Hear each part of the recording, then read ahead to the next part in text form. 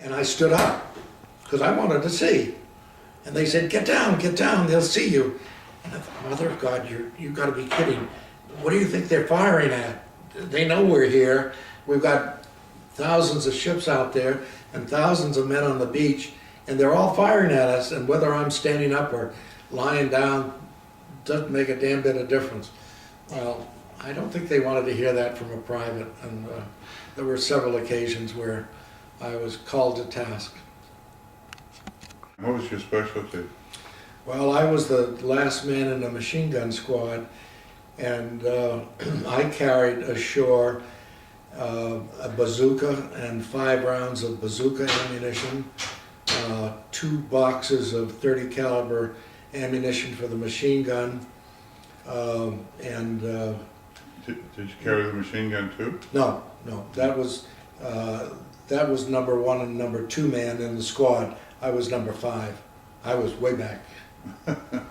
So I went ashore with over 100 pounds of gear, which meant that if I wasn't lucky, I would have probably drowned, because that was an awful lot of weight, and you couldn't get out of it. And the life belts that they had were a mixed blessing. They were tubular, and they went around supposedly around your chest, but they had a way of working down toward your waist. And a number of kids that came in and stumbled or turned over, you could see them floating with their legs kicking up in the air, and they were busy drowning in spite of their life belts. So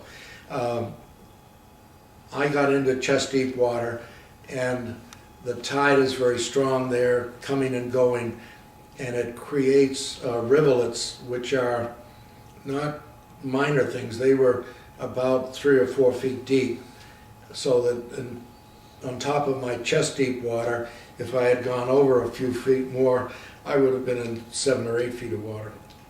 And I had one of the men in my platoon, who was not very tall, had gotten into one of those rivulets, and I could see the bubbles coming up, and I reached over and I was able to grab him by the helmet, and I pulled him up over to where the shallower water was, and saved his life.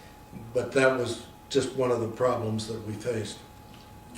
Where was this? Did you ever see that man again? On several occasions, and he was a bookie from Newark, New Jersey, and I won't tell you what his name is because he might still be in business. But he indicated to me that if I ever got to Newark, he would give me a free bet. So that was the thanks I got for. Did you ever get to Newark? But I remember his name vividly, but I won't tell you that. Well, thanks very much, Don, for your comments today, and we want to continue this conversation after a pause. Thank you. One of the engineers from our engineer battalion, he gathered up all the explosives that they could find, and there was a lot on the beach scattered here and there, and they piled it under this obstacle, and in the afternoon they blew that sucker right up in the air. And that's a picture that, if you know what you're looking at, it's not of the actual invasion per se. It's 6 hours later when that helped to open up the draw, and that's where the first tanks and trucks got up. So. We're ready for the breakout. General Bradley asked for the Air Force to bomb the German positions in front of us. And what he wanted to do was to bomb them perpendicular to the road that was the defining bomb line. Instead, the Air Force went parallel, and they created a lot of dust on the first day, and the wind was blowing from west to east, so it blew over our lines. And the other bombers coming in behind disregarded the road as an aiming point and went for the smoke, and so they killed a couple of hundred people in the 30th Division the first day, and then it was called off because it was obvious it was getting screwed up. They came back the second day after Bradley said, "You didn't do what I asked you to do. I ordered you to do. You've got to do it right this time." So they said, okay. They went back again and did exactly the same way that they did the day before, only this time they killed General McNair, who was the head of the ground forces.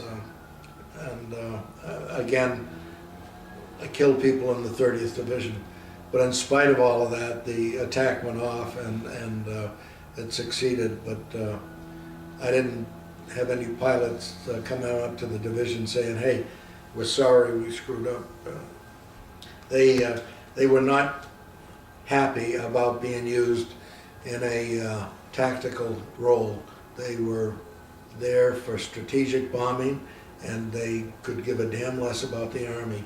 They had said they were going to win the war. They could win the war all by themselves.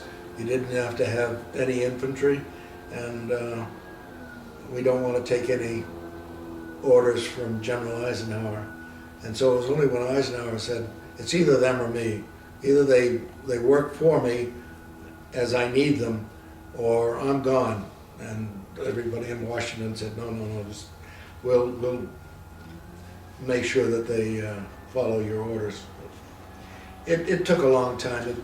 That was the strategic bombing. The tactical bombing was another matter. The British had done it in Africa, but the Americans had done very little of it. And they got a Brigadier General, Caseta, who was a bright man, and he got ideas about, he took pilots and an Air Force radio, stuck them in a Jeep and went with the tank columns, and the guy would call directly to the pilot, the head pilot and the group coming over and say, "We're at such and such a place, we want you to bomb that," and down they came, and boy, everything was working beautifully.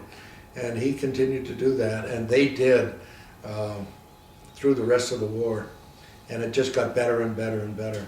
But, not the strategic ones. They wanted to go back up there and win the war all by themselves.